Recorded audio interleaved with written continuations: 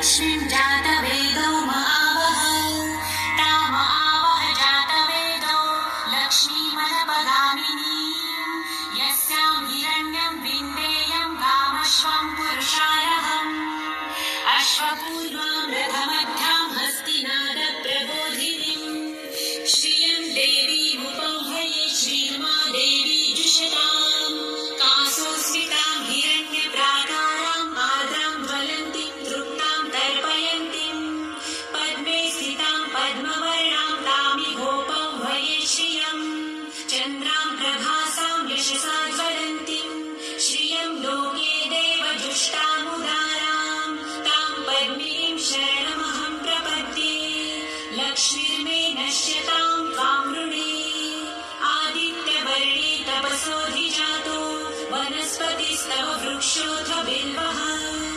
तस्य फलानि तपसानुदन्तु मायान्तरायाश्च बाह्या अलक्ष्मीः उपैतु मां देवसखः कीर्तिश्च मयिना सह प्रादुर्भूतोऽसुराष्ट्रेऽस्मिन् कीर्तिवृद्धिं ददातु मे शुष्कपासामलां ज्येष्ठाम् अलक्ष्मीं नाशयाम्यहम् अभूतिं समृद्धिं च सर्वानिर्णुदमे गृहात् गन्धद्वारां दुराधर्षां नित्यपुष्टां करिषिणीम् ईश्वरीं सर्वभूतानां तामिहोपह्वये श्रियं मनसः काममाहुतिं वाचः सत्यमशीमहि पशूनां रूपमग्नस्य मयि श्रेयतां यशः कर्दमे प्रजाभूता मयि सम्भव कर्दम श्रियं वासय मे कुले मातरं पद्ममालिनीम् आपसृजन्तु सिद्धानि चित्रितवस मे गृहे निज देवीं मातरं श्रियं वासय मे कुले आद्रां पुष्करिणीं पुष्टिपिङ्गलां पद्ममालिनीं चन्द्रां हिरण्मयीं लक्ष्मीं जातवेदो महावः आर्द्रां यकरिणीं यष्टिं सुवर्णां हेममालिनीं सूर्यां हिरण्मयीं लक्ष्मी जातवेदो महावः तामावह जातवेदो लक्ष्मीमनपगामिनीं यस्यां हिरण्यं प्रभुतं गावो दास्योऽश्वान् विन्देयं पुरुषानहम् यशुचिः प्रयतो भूत्वा जुहुयादाजमन्वहम् सूक्तं पञ्चदशर्च च श्रीकामः सततं जपेत् पद्मानने पद्मकुरु पद्माक्षि पद्मसम्भवे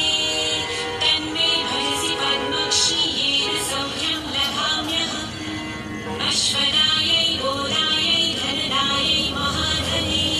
धनं मे लभतां देवी सर्वकामाश्च देहि मे पद्मानने पद्मविपत्रे पद्मप्रिये पद्मदलायताक्षी विश्वप्रिये विष्णुमनोनुकूले त्वत्पादपद्मं मयि सन्निधस्त्वम् पुत्रपौत्रं धनं धान्यं हस्ताश्वादिकवेरथम् प्रजानां भवसि माता आयुष्मन्तं करोतु मे धनमग्निर्धनं वायुर्धनं सूर्यो धनं वसु धनमिन्द्रो बृहस्पतिर्वरुणं धनमस्तु मे वैनतेय सोमं पिबतु वृतः सोमं धनस्य सौमिनो मह्यं ददातु सोमिनः न क्रोधो न च मात्सर्य न लोभो नाशुभामतिः भवन्ति कृतपुण्यानां भक्तानां श्रीसूक्तं जपेत् सरसिजनिलये सरोजहस्ते धवलतरां सुगन्धमाल्यशोभे भगवती हरिवल्लभे मनोज्ञे त्रिभुवनभूतिकरी प्रसीद मह्यम् विष्णुपत्नीं क्षमा